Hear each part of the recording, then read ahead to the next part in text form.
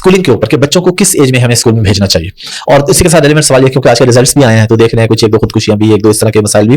क्या नंबर अगर कम आ गए या फेल हो गए तो अपना काम है, आपका फ्यूचर खत्म। अस्सलाम वालेकुम व्यूअर्स, मैं हूं काशिफ और आप देख रहे हैं मेरा यूट्यूब चैनल। तो व्यूअर्स, ये एक बहुत ही अच्छा पॉडकास्ट है जिसमें बच्चों के तरबियत के बारे में बताया गया है कि आपने अपने बच्चों को कैसे हैंडल करना है। बहुत ही मुफीद बातें हैं, तो इंशाल्लाह ताला आपको उम्मीद है कि आपको पसंद आएगा। तो चलते हैं वीडियो की तरफ। स्कूलिंग के ऊपर कि बच्चों को किस एज में हमें स्कूल में भेजना चाहिए। और इसी के साथ एलिमेंट सवाल ये, क्योंकि आज के रिजल्ट्स भी आए हैं तो देख रहे हैं कुछ एक दो खुदकुशियां भी, एक दो इस तरह के मसाइल भी। क्या नंबर अगर कम आ गए या फेल हो गए तो अपना काम है, आपका फ्यूचर खत्म है। वालिदैन का यहाँ पे क्या रोल है, बच्चों का यहाँ पे क्या रोल है। सुभान अल्लाह, बहुत अच्छा सवाल।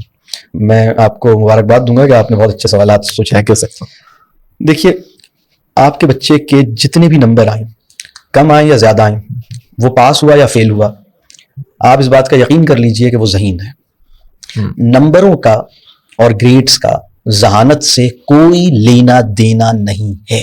यानी अगर आपके बच्चे के नंबर बहुत अच्छे आए हैं और आप इस वजह से अपने बच्चे को ज़हीन समझ रहे हैं क्योंकि नंबर अच्छे आए हैं, तो आप अपने बच्चे की कदर व कीमत नहीं जानते। आपने नंबरों को अहमियत दी है, अपने बच्चे पर ट्रस्ट नहीं किया है, आपने नंबरों पर ट्रस्ट किया है। मैं ये अर्ज करूंगा, जितना ट्रस्ट आप इन रिपोर्ट कार्डों पर और नंबरों पे करते हैं, इससे ज्यादा ट्रस्ट अपने बच्चे पे करना सीखिए। आपका बच्चा पास है या फेल है, आपके बच्चे के नंबर कम हैं या ज्यादा हैं, उसको यह एहसास मुंतकिल कीजिए, तुम जैसे भी हो मेरे हो। हर बच्चे को यह एहसास मुंतकिल कीजिए, चाहे आपके बच्चे की स्पेलिंग्स हमेशा गलत होती हैं, उसकी हैंड राइटिंग खराब है, वो मैथ्स में फेल हो जाता है, उसको याद किया हुआ सबक भूल जाता है, उसके असातिज़ा उससे खुश नहीं है, उसका काम कंप्लीट नहीं होता, वो कभी अच्छे नंबर नहीं ला सका, वो बड़ी मुश्किल से पास हुआ है। पहली बात, इन सारी चीजों के बावजूद मैं कसम खा के ये कहता हूं कि अल्लाह ने आपके बच्चे को बहुत अच्छा बनाया है, उस पर एतमाद कर लीजिए। कुरान की आयत है, लक़द खलक़नल इंसाना फ़ी अहसनि तक़वीम। अल्लाह, यानी ये आयत ऐसी है जैसे कसम खा रहा हो, लक़द खलक़नल इंसाना फ़ी अहसनि तक़वीम। अल्लाह ने नाज किया अपनी इस मखलूक पर कि हमने इंसान को बेहतरीन साख्त पर पैदा किया। बेशक। और हम अपने बच्चे को नंबरों के आईने में देखते हैं, और अगर किसी के नंबर कम है तो हम उसे निकम्मा और बेवकूफ़ और कम अकल और कम जहन और क्रिएटिविटी नहीं है, जहानत नहीं, इस किस्म की, यानी किसी इंसान को जज करना भी मेरे नज़दीक गैर अखलाकी अमल है। और अगर जज करके ऐसे नंबर आए हैं तो उन नंबरों पर यकीन करना भी एक बेवकूफ़ी की बात है। तो आप उस स्कूल को फेल कर दीजिए जो आपके बच्चे को फेल करता है, आप उस इंसान को फेल कर दीजिए जो आपके बच्चे की अकल पे शक करता है। आप अपने बच्चे को बेवकूफ़ समझना छोड़ दीजिए, और हर बच्चे को, चाहे उसके नंबर कम है, चाहे वो पास है या फेल है, उसको यह एहसास मुंतकिल कीजिए, तुम जैसे भी हो मेरे हो, तुम हार गए या जीत गए तुम मेरे हो, तुम्हारे नंबर कम है या ज्यादा है तुम मेरे हो। देखिए, मैं एक बात और अर्ज करूं, ये फैसला कि ये जिंदगी में क्या करेगा, ये इसके नंबर नहीं करते। ये फैसला इसके वालिदैन का उन नंबरों पे रिस्पॉन्स करता है कि जिंदगी में उड़ सकेगा या नहीं उड़ सकेगा, इसके पर कट जाएंगे।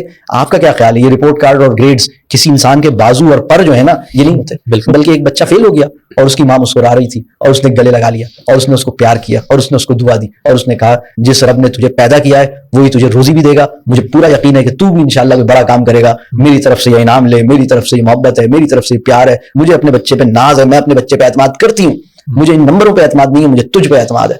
वो माँ जो अपने बच्चे को कॉन्फिडेंस दे रही है, वो बाप जो अपने बच्चे को कॉन्फिडेंस दे रहा है। देखिए, मैं दोबारा ही बात अर्ज करूं, ये फैसला कि आपका बच्चा दुनिया में मार खाएगा या कोई कारनामा करेगा, ये फैसला उसके नंबर नहीं करते, बल्कि ये फैसला उसके नंबरों पर वालिदैन का रिस्पॉन्स करता है कि ये जिंदगी में करेगा क्या। तो अगर एक बच्चा है जिसकी परसेंटेज 82 आई है, उसके अम्मा अब्बा इस बात पे नाराज है कि तू 85 क्यों नहीं लाया।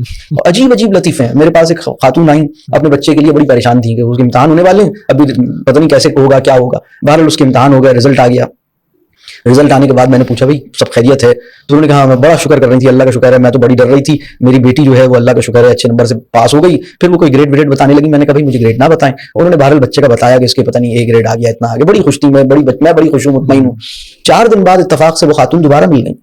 अब वो फिर उदास थी। मैंने कहा खैरियत? कहने लगी मेरी बच्ची, मैं बहुत परेशान हूँ इसकी पढ़ाई से। मैंने कहा अभी तो 4 दिन पहले आप बड़ी खुश थी, इसने तो नंबर आप। कहने लगी हाँ मैं खुश थी, लेकिन उस वक्त तक मैंने इसके कजन के नंबर नहीं देखे थे।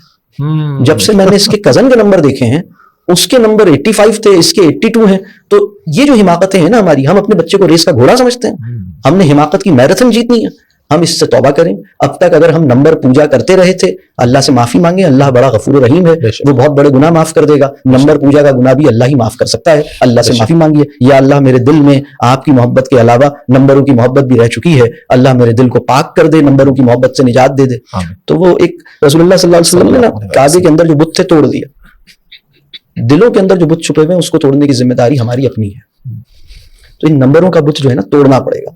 تو میں یہ بات عرض کروں گا, یہ جو بچے خودکشی کی طرف جا رہے ہیں, یہ جو بچے گھر چھوڑ کے بھاگ رہے ہیں, یہ جو بچے نفسیاتی مریض بن رہے ہیں, آپ اس وقت جائیے 8 سے 40 سال پہلے آپ کو کسی نفسیاتی وارڈ میں 15-16 سال سے کم عمر کا نوجوان دکھائی نہیں دیتا. بالکل. اب آپ جائیے, آپ کو پتہ لگے گا جب رزلٹ آنے والا ہوتا ہے تو نفسیاتی مریضوں کے جو ڈاکٹر ہیں, سائیکیٹرسٹ کے پاس اور سائیکالوجسٹ کے پاس لائن لگ جاتی ہے. میرے بچے کو پینک اٹیکس ہو رہے ہیں, میرے بچے کو انزائٹی ہو رہی ہے, میرے بچے کی نیند اڑ گئی ہے, میرے بچے کو یہ ہو گیا ہے, میرے بچے کو وہ ہو گیا ہے, ڈپریشن میں چلا گیا, اینٹی ڈپریسنٹس کھا رہے ہیں بچے. تو یہ یعنی والدین کا یہ کام ہے کہ اتنا جبر دیں. تو اتنے جبر کے ساتھ تو مطلب کچھ بھی نہیں ہو سکتا. اور دوسری بات اب اسکول کی جو ہے, میں ذاتی طور پر یہ سمجھتا ہوں کہ بچے کی اچھی تعلیم اور تربیت کے لیے اسکولوں کی ضرورت ہمیں نہیں ہے. دیکھیے نیچر جسے ہم فطرت کہتے ہیں, آؤٹر نیچر, اس سے زیادہ کامل مدرسہ, اس سے زیادہ خوبصورت مکتب انسان نہیں بنا سکتا. تو آپ کا بچہ اگر کھیتوں میں جاتا ہے, صحراؤں کو دیکھتا ہے, دریاؤں کو دیکھتا ہے, اور پرندوں کو دیکھتا ہے, پودے لگاتا ہے, اور اپنے والدین کی خدمت کرتا ہے. اب اس کی اپنی تفصیلات ہیں, ہم اسے نیچرل لرننگ کا پورا ایک ماڈل ہے, اس کی پوری تفصیلات ہیں. تو اس دنیا میں بھی نفسیاتی صحت اسے حاصل ہو, فیملی کے ساتھ بھی اس کا قریبی تعلق ہو. دیکھیں کامیاب تعلیم کسے کہیں گے؟ ایک ایسی تعلیم انسان کو اپنی نفسیاتی صحت کے تحفظ کا سلیقہ اور صلاحیت عطا کرے, پہلی ذمہ داری. ٹھیک ہے. دوسری ذمہ داری اپنی فیملی کے ساتھ اتنا گہرا تعلق ہو, یعنی اگر میں یہ کہوں اچھا بیٹا یا اچھی بیٹی, اچھا شوہر یا اچھی بیوی, اچھی بہن یا اچھا بھائی, اچھا باپ یا اچھی ماں, یعنی ہم اچھی تعلیم اسے کہیں گے جو اچھی ماں تیار کر رہی ہے, اچھا باپ تیار کر رہی ہے. تیسری بات, اس دنیا کے اندر پیسوں کی محبت میں مبتلا ہوئے بغیر کچھ پیسے کما بھی سکے اور ان کو انسانوں پر کسی خیر کے کام میں خرچ کرنے کے لیے اس کا دل بڑا ہو. اور پھر آخری بات, مستقل جو زندگی ہے ہماری, اخروی کامیابی, اس کا امیدوار ہو. مطلب کینیڈا کی امیگریشن کے لیے اپلائی کرے یا نہ کرے, جنت کی امیگریشن کے لیے اپلائی کر دے. تو جی ویورز, امید ہے کہ آپ کو یہ ویڈیو پسند آئی ہوگی. کافی مفید معلومات آپ کو اس میں سے ملی ہوں گی. اگر آپ کو یہ ویڈیو پسند آئی ہے تو پلیز میرے چینل کو لائک کریں, سبسکرائب کریں اور دوستوں کے ساتھ شیئر بھی کریں. السلام علیکم.